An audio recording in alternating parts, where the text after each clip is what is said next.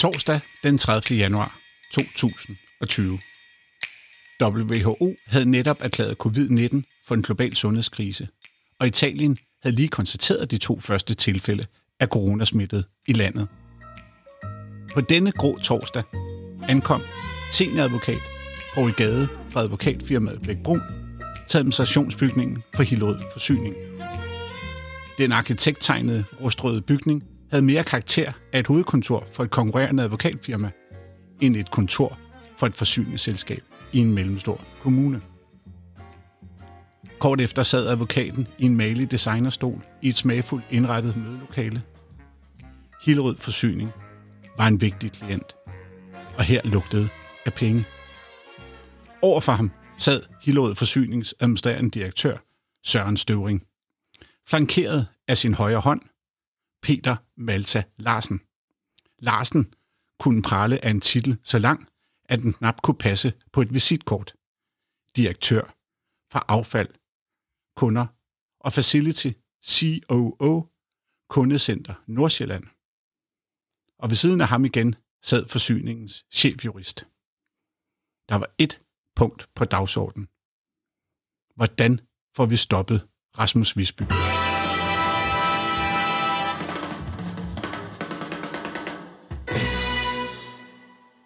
Hvis jeg skulle skrive en bog om Hillerød Forsyning, så kunne det her være et godt bud på, hvordan bogen skulle starte. Nu må vi se, om jeg nogensinde får skrevet den bog, om der er nogen, der vil udgive den. Men det er en anden historie. Den her historie, du skal høre nu, er min historie om Hillerød Forsyning. For ja, jeg har fortalt masser af historier om Hillerød Forsyning. Men der er stadigvæk min historie, som jeg ikke har fortalt. Og så alligevel har jeg fortalt en masse om den. Netop den her politianmeldelse, der fandt sted i 2020. Og den politianmeldelse spørger stadigvæk, og jeg er endda i gang i retten med den sag. Men det vender jeg tilbage til senere, også omkring, at jeg er blevet støttet en masse og ting og sager. Men jeg har altid ment, at den her sag, altså politisagen, var et forsøg at lukke munden på mig. Det er som man, hvis man går op på en lidt højere hest, kalder en slapsag. Det er Strategic Lawsuit Against Public Participation. Det er det, som for eksempel Trump har brugt enormt meget med at lægge retssager ind mod folk. Lad mig prøve at forklare her, hvad der står her i den her tekst.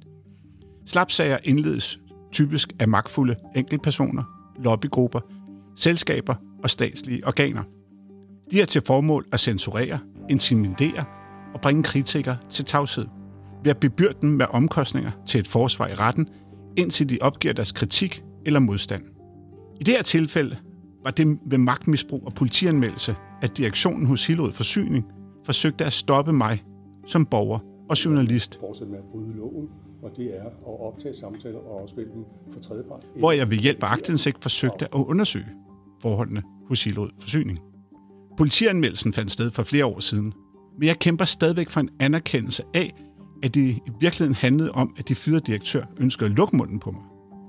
Jeg mener ikke, at man skal risikere bøde eller fængsel i Danmark for at undersøge misbrug af offentlige midler samt lave kritisk journalistik. Men det her afsnit er det første, som jeg har planlagt ud af 3, hvor jeg fortæller min historie. Og min historie om, hvordan jeg blev anmeldt til politiet af Hillerød Forsyning, af de nu afskedede direktører.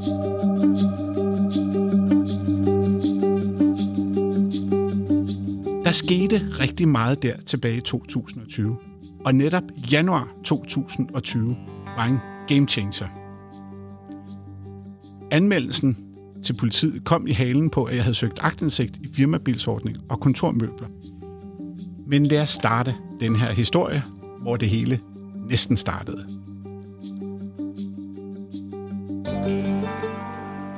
Vi skal spole tiden tilbage til månedens start, altså starten af januar 2020. Borgerne i Hillerød Kommune var netop blevet ramt af en kraftig prisstigning på affaldsafhentning. Og det så jeg som en kærkommen mulighed for at dele lidt ud af min viden fra min anmodning om aktindsigt hos Hillerød Forsyning. Jeg havde det foregående år udgivet flere afsnit af min podcast Visbys Verden netop om Hillerød Forsyning. Og her havde jeg blandt andet afsløret, at forsyningens administrerende direktør fik en løn, der var større end statsministeren. Så det var altså gammelkendt nyt. Men jeg skrev på Facebook et opslag, jeg delte i Hillerøds største Facebook-gruppe. Hillerød skal være en hyggelig by. Hvor jeg omtalte prisstigningen på afhentning af affald, og i samme opslag oplyste jeg, hvor godt betalt direktionen var. Jeg sammenlignede direktionens lønninger med tilsvarende stillinger i Danmarks næststørste kommune, Aarhus. Den kommune var den største, jeg kunne finde, ud over Københavns Kommune, men der er lidt andre forhold, der gør sig gældende, at det ikke kunne bruges. Opslaget gik viralt og blev på under et døgn liket flere 100 gange, samt delt over 100 gange. Men pludselig var opslaget væk. Det var blevet slettet af en administrator, som sidenhen viste sig at have en relation til Hillerød Forsynings bestyrelsesformand, viceborgmester Claus Markussen fra Venstre. Men nu var katten ud af sækken, og historien spredte sig som en steppebrand. Få dage efter var forsyningen ligefrem endt i en shitstorm. Om løn kunne man læse på forsiden af Frederiksborg Amtsavis.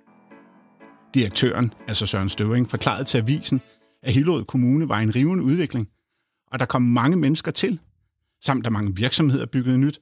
Hver eneste gang, at der skete noget, var forsyningen med, forklarede direktøren. De havde opført et splinternyt renseanlæg, en genbrugsstation og et nyt varmeværk, samt indført ny affaldssortering. Det er investeringer på over 1 milliard, forklarede direktøren, og mente skam i al ubeskedenhed, at han var alle pengene værd.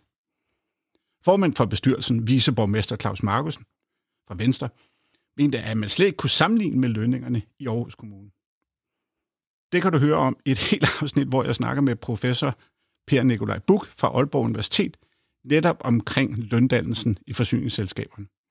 Om han mente, man godt kunne sammenligne, find selv ud af det, ved at høre det afsnit.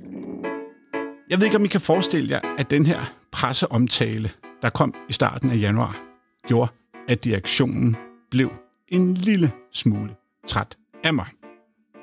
Men så bliver jeg grebet af stemningen, fordi jeg tænker, jeg har jo en masse materiale liggende, og det vil jeg da godt fortælle om. Så jeg fortæller, at jeg faktisk har planlagt at holde et foredrag, men jeg mangler et lokale, og det gør jeg sådan omkring 4. 5. januar 2020. Og nu sker der noget mærkeligt. Fordi Hillerød Forsyning, de tager ikke kontakt til mig, men de skriver på deres Facebook og tagger min Facebook. Altså det er helt tosset der. Men der står, Hillerød Forsyning er blevet gjort opmærksom på af arrangementet bag om Hillerød Forsyning, som arrangeret af Rasmus Visby. Arrangementet er planlagt til 22. januar 2020. Vi vil gerne være vært og tilbyde at lægge lokaler til på Solrødgårds Allé nummer 6. Det er der, hvor forsyningen ligger. Forsyningen sørger for kaffe og kage. Hillerød Forsyning vil også være deltagende, så man også kan stille spørgsmål til forsyningen direkte. Vi skal blot have at vide, hvor mange deltagere der var. Og det er jo sådan lidt vildt. Jeg forsøger så at få fat i direktørens højre hånd, som jo er ham, der har skrevet opslaget, gætter jeg mig til. Altså Peter Malta Larsen, direktør for affald, kunder og facility, CEO, Kundecenter Nordsjælland. Og jeg forsøger at ringe til ham. Jeg kan ikke få fat i ham, men jeg lægger en besked, og senere på dagen ringer han op. Peter Malta Larsen, Hillerød Forsyning. Ja, goddag. I har jo kontaktet mig omkring mit arrangement, så nu kontakter jeg jer omkring det. Og mit første spørgsmål er, vil det ikke være meget naturligt at kontakte mig før, og ligesom spørge om de her ting, i stedet for at sende det ud på Facebook først? Hvad tænker du lige på? Altså, jeg har lavet et arrangement, hvor jeg vil fortælle, som hedder Bag om Hillerød Forsyning. Ja, nu er jeg med. Ja, nu forstår jeg det. Ja. Og det arrangement, det er jo mit arrangement, og jeg er arrangør af det. Og der er jeg ved at finde et lokale og ting og sager. Og hvis I har lyst til at lægge lokale til et arrangement, hvor jeg er arrangør, vil det så ikke være meget naturligt at tage direkte fat i mig og tilbyde det, og så aftaler vi det, og så kan vi jo enten blive enige om det, eller så gå ud og kommunikere det sammen. Altså, vil det ikke være meget naturligt at kontakte mig først? Jo, ligesom det kunne være meget naturligt, at dig er kontakter også, inden du begynder at lave et møde bag om Hillerød Forsyning. Men hvorfor kontakter I mig ikke direkte? og spørger... Vores kommunikation, Rasmus, er måske ikke den bedste i verden. Nej. Du kontakter heller ikke også, inden du lægger vores lønninger op på Facebook. Nej. Så kunne du ringe til mig og sige, Peter, nu i morgen så lægger jeg din løn op på Facebook. Ja, jeg tror godt, man kan sige, at han var vred over det med lønnen. Og det bliver faktisk også et samtaleemne i den her samtale, at I lægger hus til. Og jeg kan forstå, at ifølge dit morale-kodex, kan man sige, så mener du, at det er en god og fornuftig kommunikation at lægge sådan noget ud. Jeg mener faktisk, at I kunne have vundet nogle point, fordi jeg havde sagt, jeg vil da gerne have haft dialog. Jeg synes, det var super fint omkring de her ting. Det skal jeg gerne medgive, men jeg synes godt nok, det er en spøjs måde at gøre det på.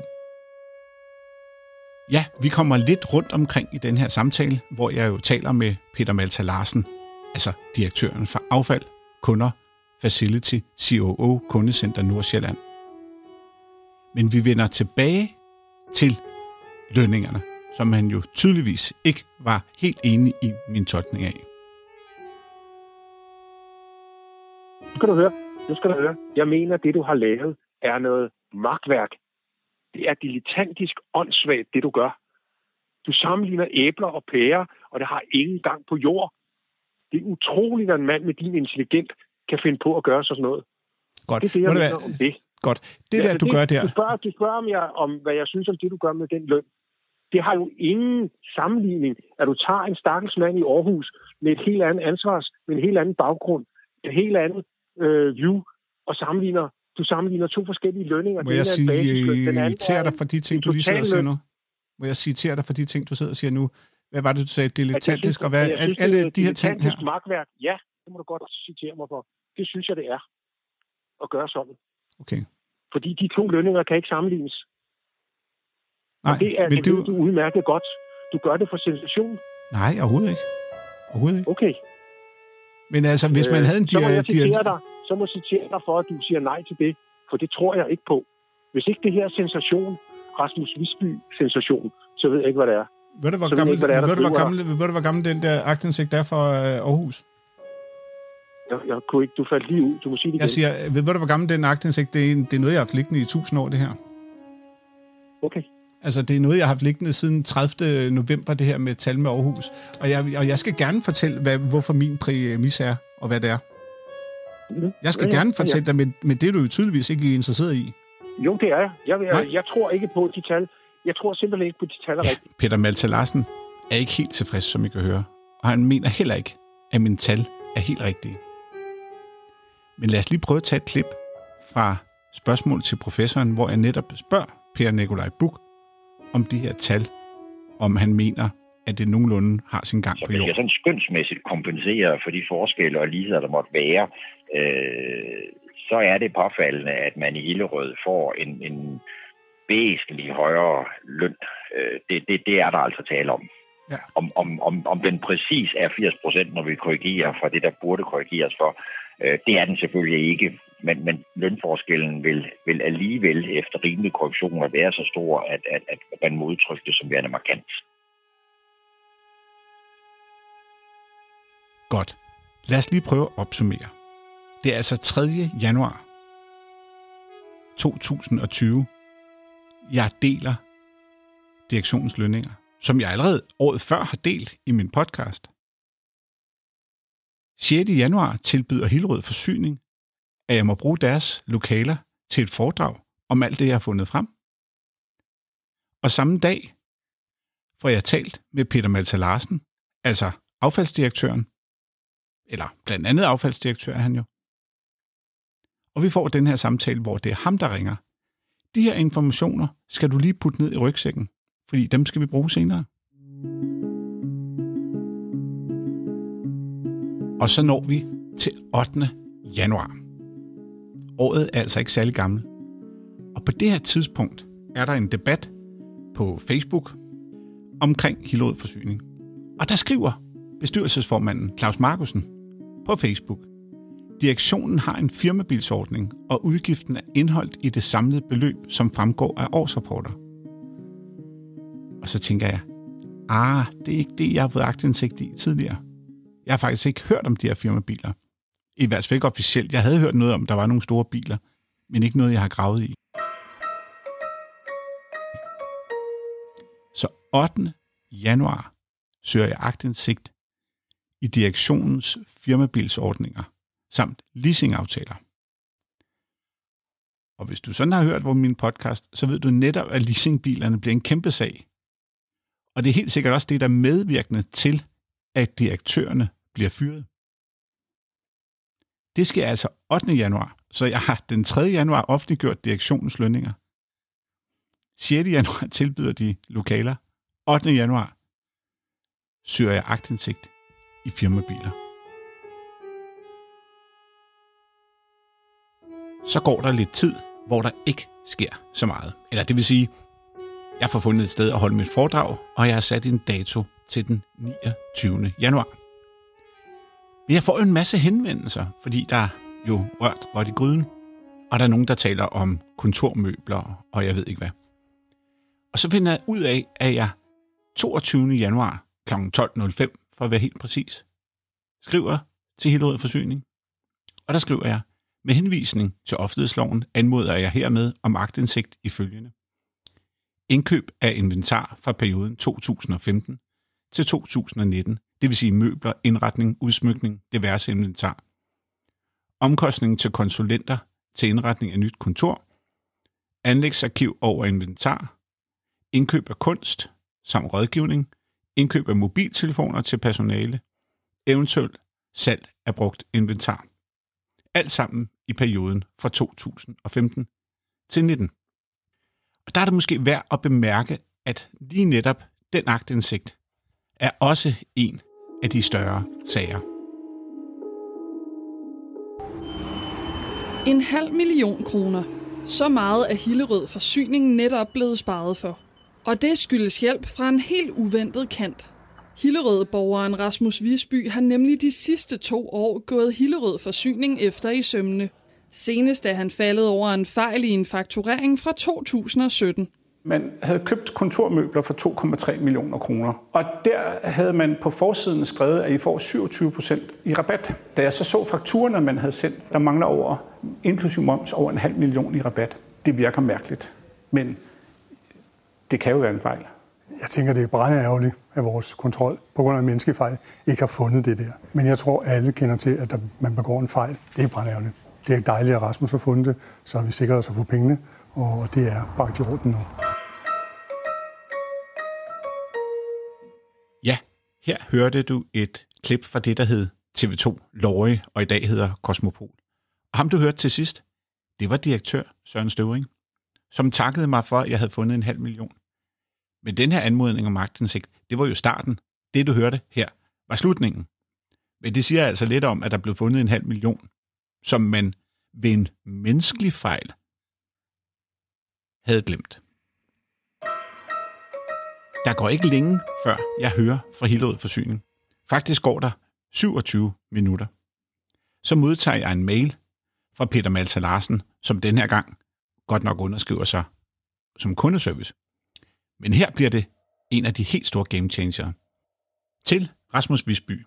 I forbindelse med dine mange chikanøse skriverier og telefonsamtaler har Hillerød Forsyning besluttet, at du ikke får flere svar på dine henvendelser. Undtaget naturligvis konkrete driftproblemer. Ovenstående betyder, at du kan skrive til vores kundeservice, men ikke kontakte kundeservice telefonisk. Du kan ringe til mig på min mobiltelefon, og så opgiver Peter Malta Larsen sit telefonnummer. Jeg skal samtidig orientere dig om, at vi har anmeldt dig til Datatilsynet og politianmeldt dig for uden samtykke at have afspillet og videregivet telefonsamtaler, som du uden tilladelse har optaget i forbindelse med dine telefonsamtaler med vores medarbejdere. Claus Markussen er orienteret om ovenstående. Claus Markussen, det er altså bestyrelsesformanden for Hillerød Forsyning. Med venlig hilsen, Peter Malta Larsen. Lad os lige prøve at dvæle et øjeblik ved lige netop den her mail.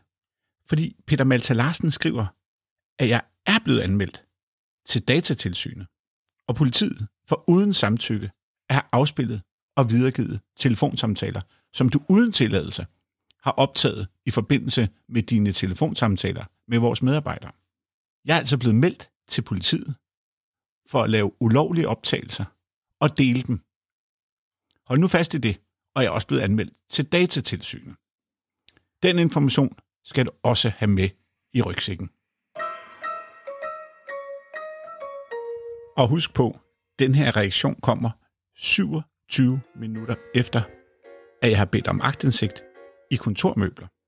Kontormøbler, som lige netop Peter Maltha Larsen var ansvarlig for indkøb, og hvor hans underskrifter var overalt.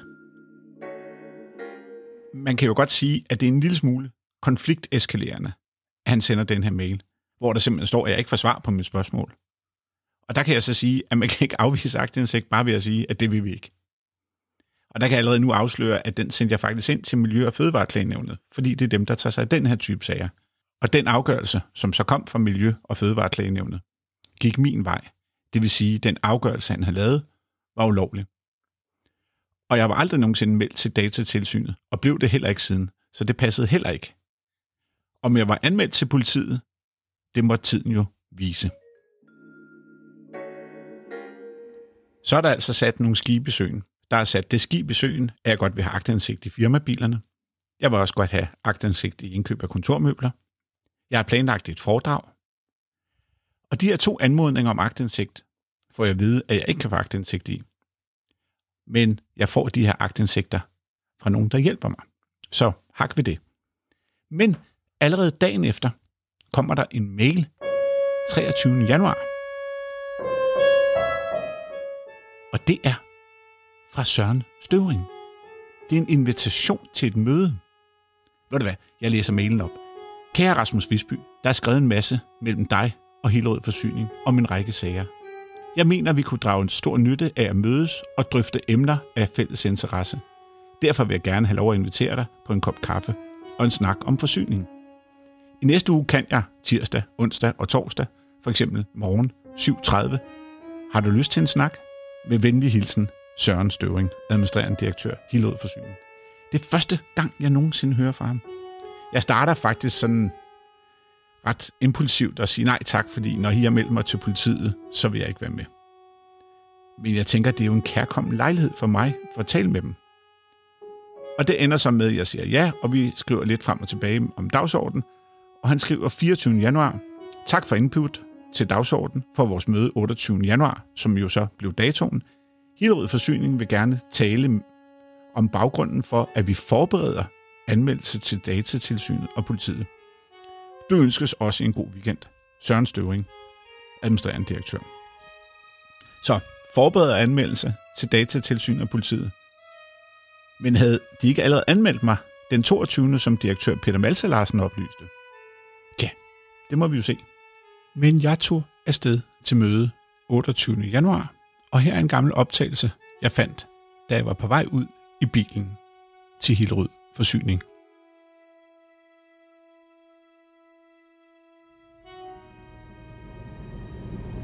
Det er tirsdag morgen. Klokken er snart 7:30. Det ved jeg, fordi at klokken 7:30 har jeg en aftale med direktøren Søren Støvring for Hillerød Forsyning. Og det bliver kulminationen på snart et års polemik omkring aktindsigt i Hillerød Forsyning. Dagsordenen er, at hans ene direktør, Peter Maltha Larsen, har sendt mig en mail, hvor at han oplyser, at de har anmeldt mig til politiet og til Datatilsynet. Og det synes jeg er jo meget interessant, hvad det handler om. Derudover så har Søren Støvring, altså den administrerende direktør, han har oplyst, at de vil have forberedt anmeldt til politiet. Så man kan så sige, at der er lidt divergerende oplysninger der. Men nu er der møde, og dagsordenen er som sagt for mit vedkommende at stille nogle spørgsmål, fordi det, der også er sket, det er, at de helt uden nogen som helst lovhjelm, altså de har ikke engang nævnt noget, de har bare sagt, at jeg ikke kan få aktindsigten mere. Og det synes jeg er meget interessant, så det vil jeg gerne stille nogle spørgsmål vedrørende, eller få dem til at forklare sig. Og så vil jeg selvfølgelig også godt vide, om det er den ene direktør passer, siger, eller den anden direktør passer. Men som sagt, Søren Støvring skal mødes her lige om lidt ude i Hillerød Forsyning. Og så tænker jeg lidt, at viceborgmester Claus Markussen også deltager. Og det er nok også derfor, at mødet er blevet lagt her tidligt om morgenen. Jeg er ikke blevet oplyst, at han har bare skrevet, at han tager den med, som han nu finder for godt befindende. Så det må vi finde ud af, hvem er. Men som sagt, jeg er lidt spændt, fordi når vi skal drøfte politianmeldelser og datatilsyn og adgang til aktindsigt og sådan noget, så er det jo en temmelig mærkelig snak, vi skal have. Men jeg ser faktisk frem til det, og jeg ser frem til at se lokalerne ude i Hillerød Forsyning. For jeg har også fået lidt aktindsigt af andre kanaler i, hvad det har kostet at indrette og så videre. Så det er jeg meget spændt på at se. Men lad os se, hvad der sker ude i Hillerød Forsyning. Sådan.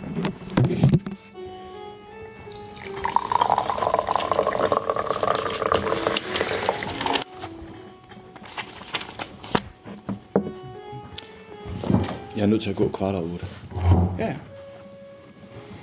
Det er fint. Det gør det. Jeg tænker heller ikke, det tager så lang tid, det her. Det tænker jeg heller ikke. Godt. Ja, velkommen til. Jo, tak. Du har stillet et par spørgsmål.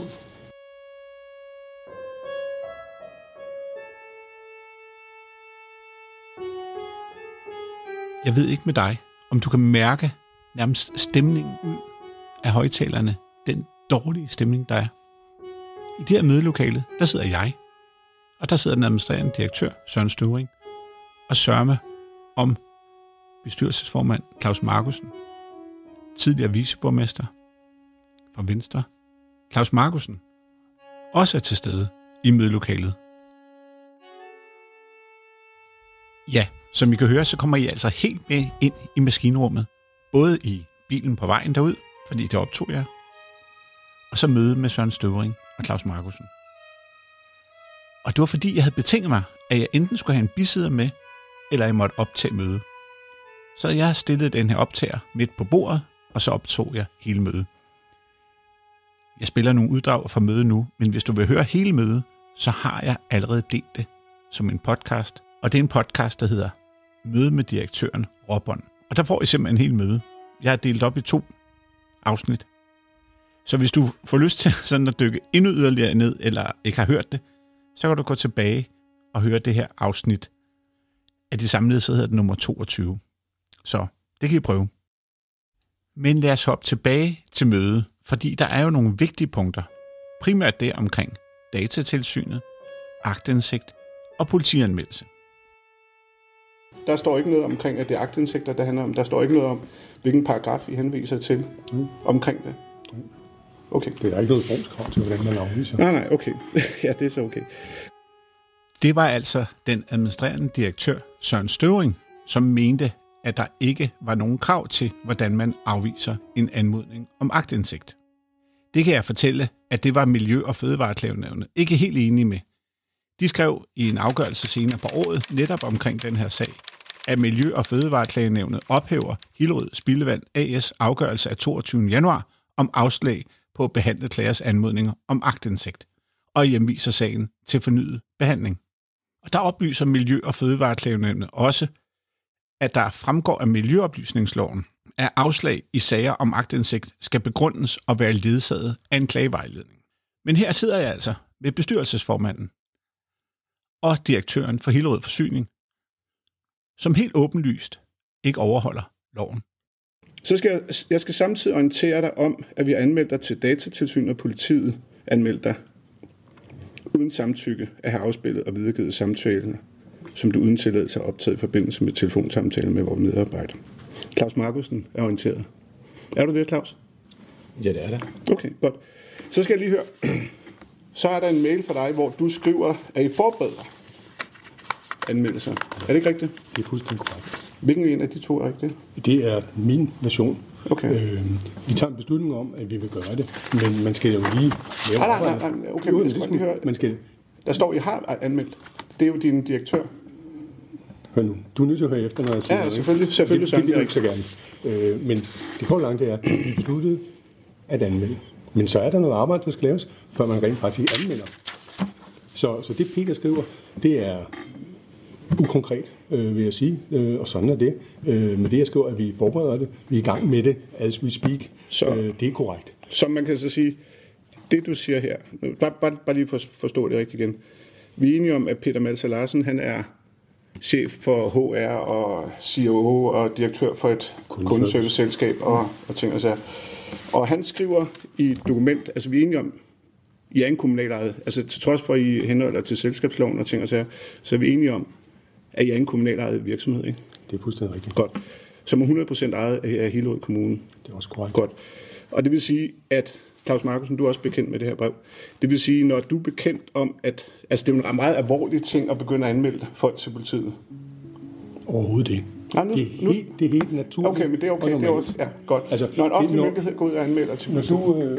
Når du som kunde hos os, og det er i den egenskab, jeg opfatter, at du kommer, når du har valgt at gøre noget, som er ulovligt, og du gør det gentagende gange, altså, så vores eneste reaktion, det er at gøre noget med det. Godt. Ja, det er ulovligt. Godt. Altså, det er ikke bare noget, vi mener, det er ulovligt. Godt. Og det mener jeg selvfølgelig ikke. Men skal vi den diskussion behøves vi jo ikke at tage? Den behøver vi ikke tage. Nej, godt. Men jeg skal bare lige høre igen. Her er en mail, hvor der står, at din direktør skriver, I har anmeldt. Mm-hmm. I har anmeldt. Mm-hmm. Det er jo ikke korrekt. Nej, men det er sgu nede. Så er det ikke det er jo nede i småtingsafdelingen, Rasmus.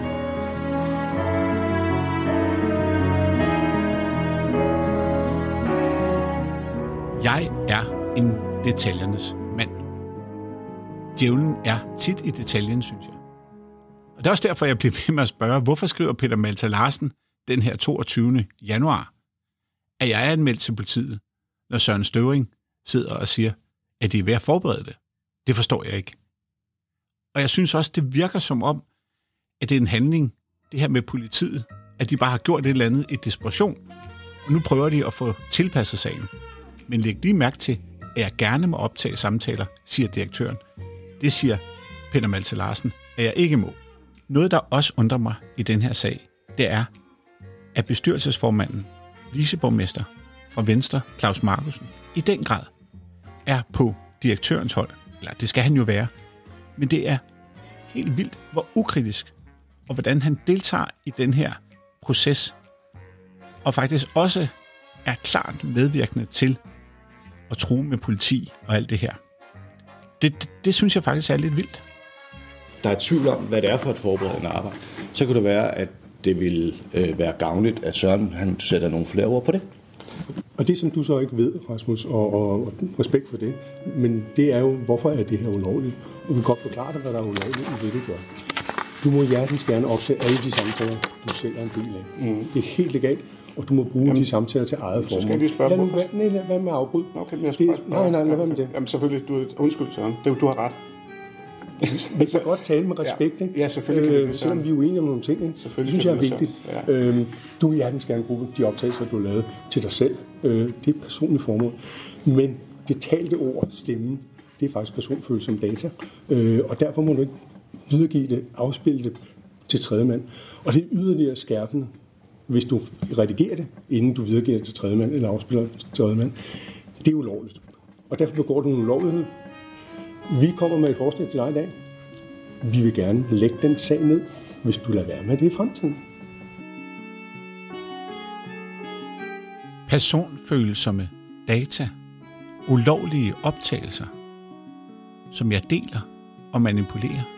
Det eneste, jeg faktisk har gjort, er, at jeg sender det der citat med Peter Malthe Larsen, hvor han kalder mit arbejde for makværk. De her ting. Nu skal du høre. Jeg mener, det du har lavet er noget makværk. Det er dilettantisk åndssvagt, det du gør. Og som jeg får lov til at citere, det er det, jeg sender til bestyrelsesformanden. Og det er den optagelse, direktøren nu sidder og taler om. Men det hele kan fikses, siger den administrerende direktør. Hvis jeg lover at stoppe med det, jeg gør, så vil der ikke ske mig mere. Jeg får et tilbud, som han mener, jeg ikke bør afslå. Fordi forslaget er, lad nu være med at fortsætte med at bryde loven, og det er at optage samtaler og afspille dem for tredjepart, eller redigere dem og afspille dem for tredjepart. Det er ikke lovligt. Det gider vi ikke blive ved med at stå den til. Hvis du holder op med det, jamen så lægger vi den sag ned, der hedder anmeldelse til politiet og til Datatilsynet.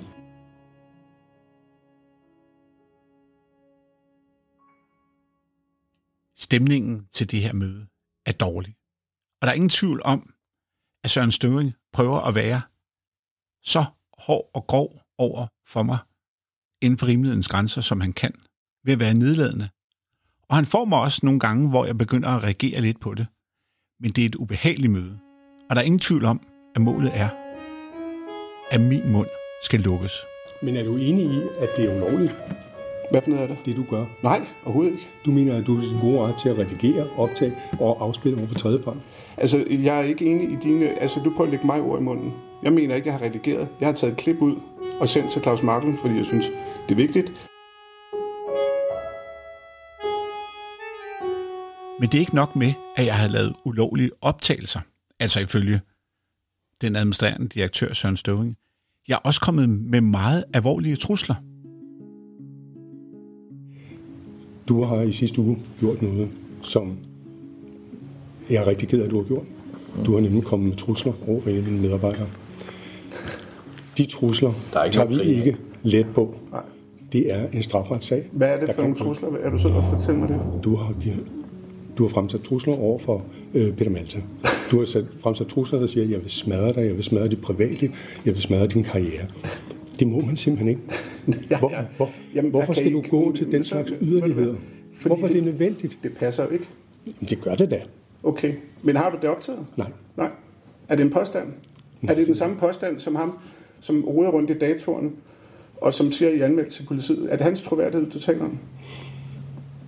Jeg har jo optaget alle samtaler, kan jeg vende. Ja, og behendigt nok, så findes den samtale måske ikke. Det ved jeg ikke. Det var en kort samtale på 4-5 minutter, Rasmus. Men du ved godt, når du hvad er det, du påstår? Hvad er det nu, du insinuerer? Jeg insinuerer intet. Er jeg ikke optaget samtalen? Nej, det har jeg ikke sagt noget. Det, jeg har sagt til dig der, du er kommet med trusler over for en af mine medarbejdere. Det er jeg ikke enig med dig. Nej, men det er muligt. Ja, men så er det jo påstand mod påstand, ikke? Så er det jo ikke længere. Nej. Så må vi jo se, hvem der er mest troværdig. Vi sidder her 28. januar, og jeg skulle angiveligt have kommet med trusler mod Peter Malta Larsen, altså ham, som 6. januar tilbyder, at jeg må bruge lokaler hos Hillerød Forsyning, og ham, som 8. januar ringer til mig, efter at have lagt en besked. Ham, som kalder mit arbejde for makværk. Ham skulle jeg så have haft ringet til efterfølgende. Mit indtryk er, at det handler om alt muligt andet end trusler. Det handler om, at jeg skal stoppe med at grave.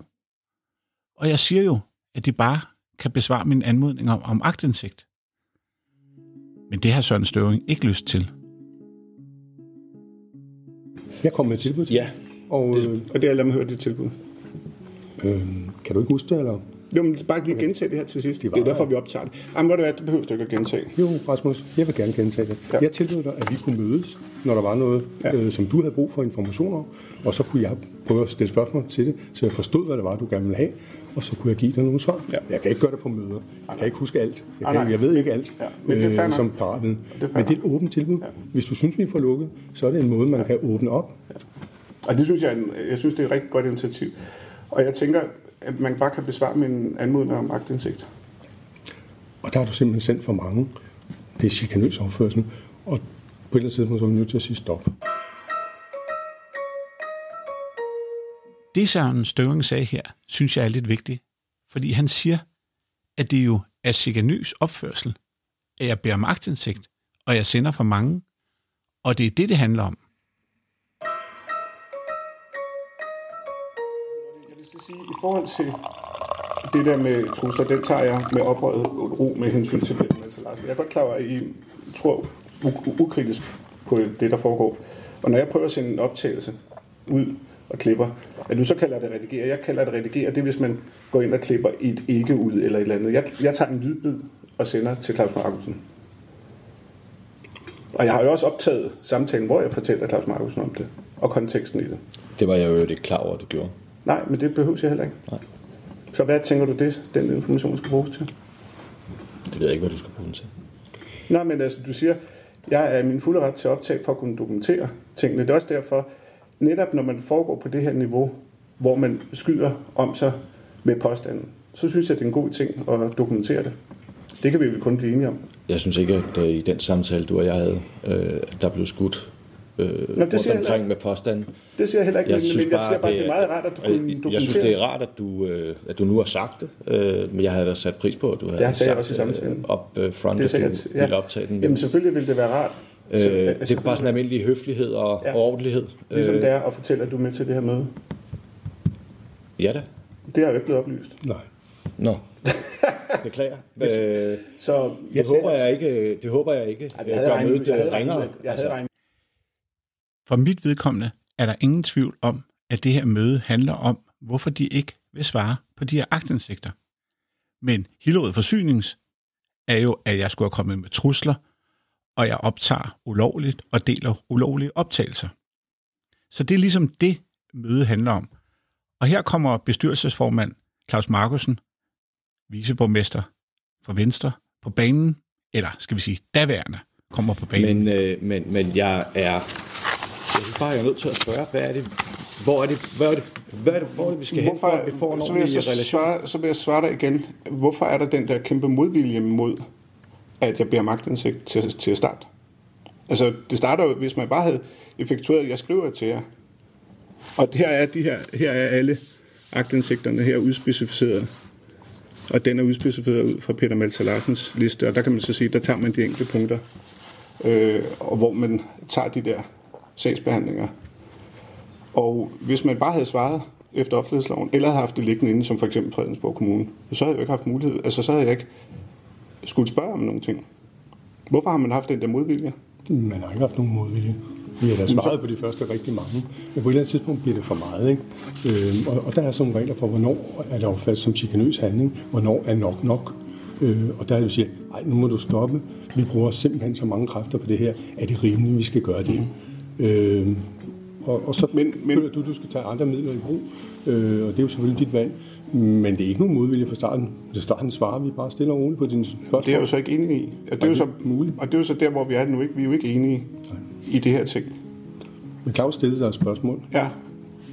Og det er jo, at så længe man ikke overholder i min bog offentlighedsloven og giver mig det, som jeg beder om, så stopper det her jo ikke.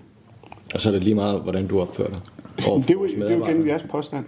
Og det er jo derfor, jeg har optaget de her ting. Her vil jeg lige genbesøge en gammel faktura fra Horten tilbage fra 2018. Det er nemlig sådan, at allerførste gang, jeg henvender mig til Hillerød Forsyning, er hvor jeg spørger omkring noget bestyrelsesmateriale, altså referater, og det gør jeg 17. oktober 2018. Og jeg har en regning her, hvor at chefjuristen har bedt om, at Horten undersøger aktindsigt i bestyrelsesmateriale, og hvor det, der hedder opdraget, er fra 17. oktober. Så det vil sige, allerede første gang, jeg overhovedet henvender mig til Hillerød Forsyning, putter de Horten på sagen. Så når direktøren, Søren Støvring, sidder og fortæller, at de bare giver alt frivilligt, så er det vist en sandhed med modifikationer. Og nogle få måneder efter der i 18, blev jeg også stoppet, fordi det bad de Horten om at gøre.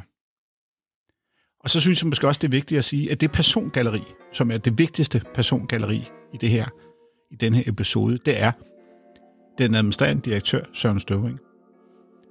Det er affaldsdirektøren, Peter Malthe Larsen. Og så er det chefjuristen, som jeg har valgt bare at omtale som chefjuristen, fordi jeg simpelthen ikke gider mere bøvl om, at jeg skulle hænge medarbejdere ud.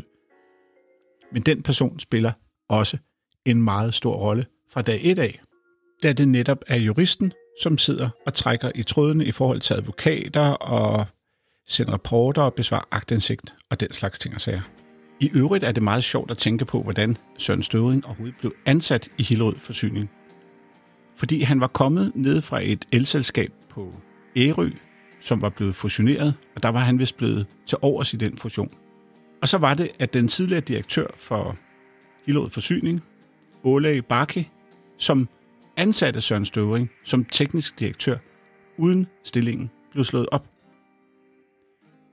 Da den direktør så fik stress og gik ned med det, så var det så, at Søren Støvring kom på banen, og der blev han så ansat, og det var så daværende bestyrelsesformand, Socialdemokraten Louise Kolding, som også var hende, der skrev under på de første leasingbiler.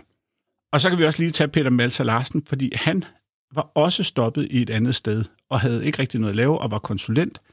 Og han blev så ansat som konsulent hos Hillerød Forsyning, for det skal undersøges. Der har været nogle udfordringer med kundeservicen, som Vestforbrænding står for. Og her skal Peter Malthe Larsen så undersøge, hvad der kan gøres. Og Peter Malthe Larsen vurderer, at det er en god idé at hjemtage kundeservicen. Og uden stillingen nogensinde bliver slået op, og uden mig bekendt, at Peter Maltha Larsen nogensinde har været et forsyningsselskab, bliver han nu chef for kundeservice. Og her begynder han så at kravle op af stigen. Men som sagt, hans stilling har aldrig været slået op. Jeg har aldrig kunnet dokumentere, om Peter Maltha Larsen og Søren Støvring kendte hinanden i forvejen. Men det er indiskutabelt, at de har været i samme branche og været næsten ikke kunne undgå at have mødt hinanden. Så fik jeg lige lidt baggrund på de her to direktører. Peter Maltha Larsen havde jeg jo talt med flere gange i telefon. Men Søren Støvring var det allerførste gang, jeg hørte fra ham nogensinde, da han sendte den her mail. Og jeg har heller aldrig mødt ham før til det her møde. Og det bekræfter den her lille lydfil, der kommer her. Og bare starte med det her notat, som vi har snakket om en del, ikke? Eller ikke, vi har jo ikke snakket før sammen, men... Ja, et notat. Og det notat, det er en hel historie for sig, og som jeg må på en eller anden måde få proppet ind i den her historie, og min historie også, for det notat er vigtigt. Men det vigtigste, du skulle høre her, det var altså, at Søren Støvring her 28. januar 2020 bekræfter, at vi aldrig har talt sammen. Og derudover var det første, jeg hørte fra ham, det var en mail 23. januar 2020. 2 informationer, som du skal have med i rygsækken. Skal vi lige få afsluttet det møde fra den 28. januar og komme videre i historien. Så det vil ende på det? Ja. At vi er, som du selv siger, du ønsker ikke at tale om tingene. Det siger du. Du vil hellere gøre noget ude i det offentlige rum. Nej. Jeg tror ikke, vi kommer længere. Nej, det har du ret i. Jeg tror også, vi stopper her. Okay. Mødet den 28. var altså et mærkeligt møde, for det handlede jo helt klart om at få mig stoppet. Og det handlede om, at jeg lavede ulovlige optagelser, at jeg skulle meldes til Datatilsynet, jeg skulle meldes til politiet for at dele de optagelser med Claus Markussen, som deltager i mødet. Og derudover så skulle jeg angiveligt have kommet med trusler mod Peter Maltha Larsen. Og nu bliver det mærkeligt, fordi dagen efter skulle jeg holde foredrag. Og det gjorde jeg i Gadevang forsamlingshus. Og ved I hvem, der havde fået billetter der? Og det kunne jeg se på listen allerede dagen forvejen. At der var flere af de navne fra kundeservice, jeg kunne kende. Så der var altså flere kundeservice-medarbejdere, der havde tilmeldt sig foredraget på nogle af de gratis billetter, man kunne få. Claus Markussen havde også taget en gratis billet. Han ville ikke støtte arrangementet, men han købte en kop kaffe, kan jeg huske. Men til det her foredrag dukker Peter Maltha Larsen også op. Så det vil sige, ham jeg har troet ugen før, dukker nu op til mit foredrag. Ham, som havde tilbudt selv at lægge lokaler til rådighed, dukker herop sammen med hans kundeservice for at høre mit foredrag. I den anden ende af salen sidder Claus Markussen lidt for sig selv. For mig var det her foredrag på en eller anden måde et punktum i forhold til alt med Hillerød Forsyning, fordi nu havde jeg jo for alvor fået kommunikeret deres høje lønninger ud. Jeg havde fået sat et fokus på alle de der mærkelige ting, der foregik i Hillerød Forsyning. Og i forhold til det der med at stoppe med at bede om aktindsigt, det ville jeg ikke. Men omvendt set, så havde jeg mange andre ting, jeg skulle videre med. Så jeg stoppede ligesom her med at have noget med Hillerød Forsyning at gøre. Men hos Hillerød Forsyning fortsatte man tilsyneladende allerede dagen efter, den 30. januar.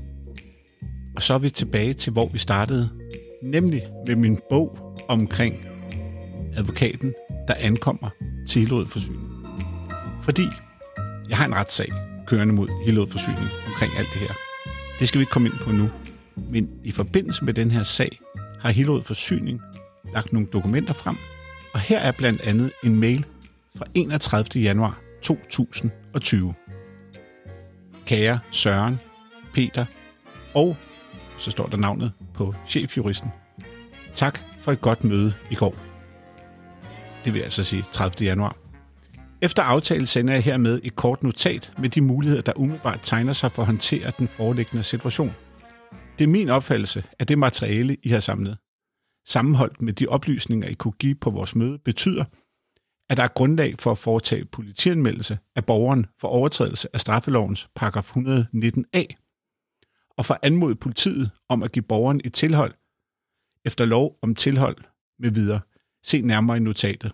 Vi er klar til at assistere med udformningen af en anmeldelse og med kontakten til politiet i det omfang, I har brug for det. Hvis det fremsendte giver anledning til spørgsmål, er I velkommen til at kontakte mig. Ellers er vi standby. Med venlig hilsen, Poul Gade, senior-advokat fra Bækbrun. Og her kan jeg fortælle jer, at han også er tidligere politimester og anklagechef. Så han ved altså lidt om det, han taler om.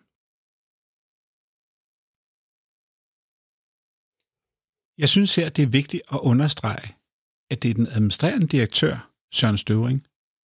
Det er Peter Malthe Larsen, hans højre hånd, og chefjuristen, der har det her møde med Poul Gade.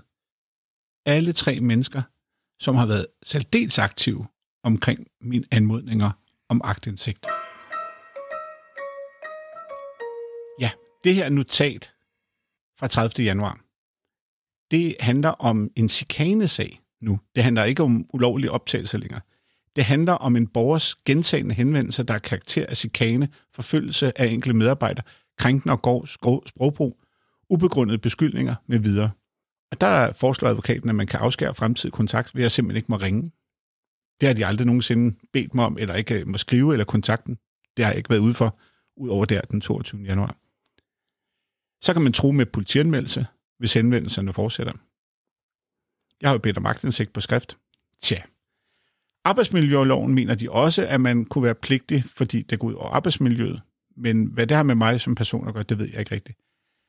Og så den her politianmeldt strafbare forhold, og der er det jo straffelovens 119a, og det er, at dem, der krænker en offentlig ansat ved at kontakte, forfølge eller på anden måde signalere den pågældende person under udførelsen af tjenesten. Så er der 121, som handler om hån, skældsord eller fornærmelig tale. Straffelovens 264d, videregivelse af en båndoptagelse af et møde, en person selv har deltaget i, kan være strafbart efter straffelovens 264d. Måske relevant, men ikke helt i centrum af skiven, mener han så. Og så er der andre strafbare forhold. Chikanøs adfærd kan udvikle sig til deciderede trusler. I så fald kan det være tale om et strafbart forhold efter straffelovens paragraf 266.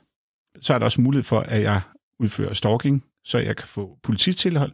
Han mener også, at der er plads til en injuriesag, eventuelt en privat påtale, hvor er jeg så, fordi jeg æreskrænker personale. Og han mener også til sidst, at der kan være hjælp til ansatte med advokatudgifter og den slags ting og sager. Så det er der, hvor vi står her i slutningen af januar. Alt det med advokaten, det ved jeg jo slet ingenting om. Men jeg ved, at jeg 28. januar, altså efter møde, sendte dem en mail, hvor jeg skriver, kære Søren Støvring og Claus Markussen. Under henvisning til dagens møde vil jeg gerne bede, om I skriftligt kan sende mig de forslag, I kom med på møde, således jeg kan forelægge dem for min advokat. Jeg vedlægger til orientering også den fulde samtale med Peter Malthe Larsen, hvor jeg tidligere har sendt et klip til Claus Markussen. Med andre ord, jeg fortsætter med at dele lydfiler ulovligt, hvis man altså spørger Hillerød Forsyning. Og jeg skal lige huske at sige, at de lydfiler, jeg har delt, udelukkende er sendt til Søren Støvring, Peter Malthe Larsen og Claus Markussen.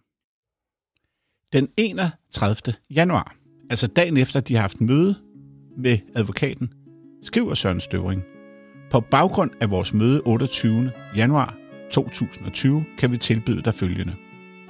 Forudsat, at du øjeblikkeligt stopper med den ulovlige afspilning af optagelse over for tredjepart, og ligeledes stopper din chikanøse adfærd over for Hillerød Forsyning, så vil vi, Hillerød Forsyning, ikke forfølge anmeldelse til Datatilsynet og politiet af disse forhold.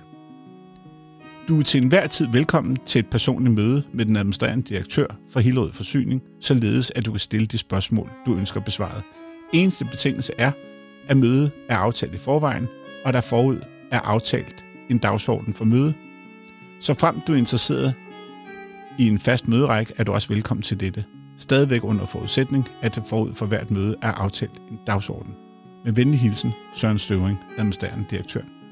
Han omtaler altså simpelthen sig selv i tredje person ved at sige, at jeg har mulighed for et personligt møde med den administrerende direktør. Jeg sender også en mail til bestyrelsesformand Claus Markussen, hvor jeg beder ham om at bekræfte det, som Søren Støvring har skrevet, altså om politianmeldelse. Og han skriver, at den er god nok. Jeg svarer dem så 2. februar, og det er så den sidste mail, de hører fra mig, at jeg ikke mener, at jeg har gjort noget ulovligt. Men hvis de mener, at jeg har gjort det, så må de jo melde mig til politiet, og så må de jo have deres dokumentation i orden. Og derudover så svarer jeg også, at jeg mener ikke, at en række møder med den administrerende direktør er beskrevet i offentlighedsloven som en besvarelse på en anmodning om aktindsigt. Og derudover så henviser jeg til en skrivelse, jeg har lavet tidligere, og som jeg vil komme ind på et andet tidspunkt, fordi det bliver simpelthen for meget ellers. Og derudover så stopper jeg kontakten med Hillerød Forsyning.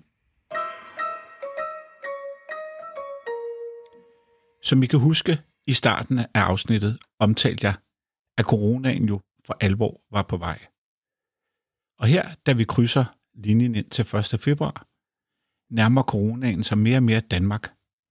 Og jeg laver et afsnit omkring Hillerød Forsyning færdig, omkring alt det her med shitstorm og lønnen. Og så begynder jeg at lave nogle afsnit om corona med iværksætteren Martin Thorborg. Og jeg taler også med en fremtidsforsker. Jeg er ligesom videre, og 1. marts får jeg en lille datter. Men midt i det hele, hvor jeg tænker, at Hillerød Forsyning har jeg lagt bag mig, så ringer telefonen 27. april, og det er en betjent fra Nordsjællands politi, der gerne lige vil tale med mig. Det drejer sig om, de mener, at du har udsat dem for chikane og stalking og den slags ting. Den 4. september, der ringer du op til hende og fortæller hende, at hun ikke kan passe sit arbejde, og hun ikke kender reglerne og så videre, og så videre. Hun er udygtig, og hun er dum og sådan nogle ting. Og Jeg skal lige høre, før du siger videre med 4. september og alt det her udygtig og dum, så skal jeg lige høre, er det noget, er det noget, du har hørt fra en eller anden optagelse fra deres kundeservice, eller hvordan? Det er en skrivelse. Det er jo den anmeldelse, jeg sidder med her fra en advokat. Fra en advokat? Det er ikke Broen. Ja. Okay, kan jeg få en aktindsigt i den skrivelse? Ja, og så alle de der ting, hvis du nu gad at lytte til mig, så fik du sådan en ting at vide. Godt. Og jeg fik aktindsigt i den politianmeldelse. Og ja, jeg var rimelig rystet, da den her betjent ringede. For jeg havde ikke min vildeste fantasi forestillet mig, at der var kommet en politianmeldelse. Og som sagt, den handler jo ikke rigtig mere om datatilsyn og ulovlige optagelser. Det her var første afsnit af min fortælling om Hillerød Forsyning og alt det, der er sket. Når jeg taler med venner og bekendte, og i hele tiden folk, der har hørt om Hillerød Forsyning, så siger de, at der er en masse afsnit om Hillerød Forsyning. Men det her håber jeg lidt er, og jeg har planlagt 3 afsnit, er 3 afsnit, der kommer til at binde en sløjfe omkring, hvad det er for noget, alt det, jeg har kæmpet med Hillerød Forsyning om. Så det her, det var første afsnit om januar 2020. Afsnit 2 har jeg dedikeret til politianmeldelsen, og der skal vi gennemgå den fra A til Z. Før jeg giver helt slip på jer for den her gang, vil jeg sige, at grunden til, at jeg er gået i gang med at lave de her 3 afsnit, det er jo fordi, der kører en sag, som lige om lidt kommer i landsretten, og hvor jeg har været ude og få en frygtelig masse støtte. Jeg har faktisk fået 100.000 kroner for over 500 forskellige mennesker, og det er jo helt vildt. Og derfor så synes jeg også, at man måske skal prøve at lave en version af min podcast, hvor man fuldstændig kommer ind i maskinrummet, hvad alt det her handler om. Og det prøver jeg så i de her 3 afsnit. Og så synes jeg lige, det er vigtigt her til aller sidst at sige, altså dengang, der handlede det om ulovlige optagelser. Det handlede om aktindsigt.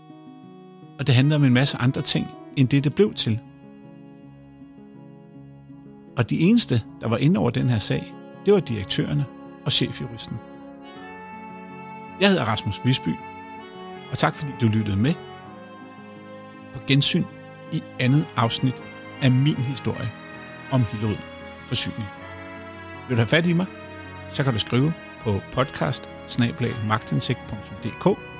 Du kan også finde mig inde på Facebook eller X, og ellers på gensyn.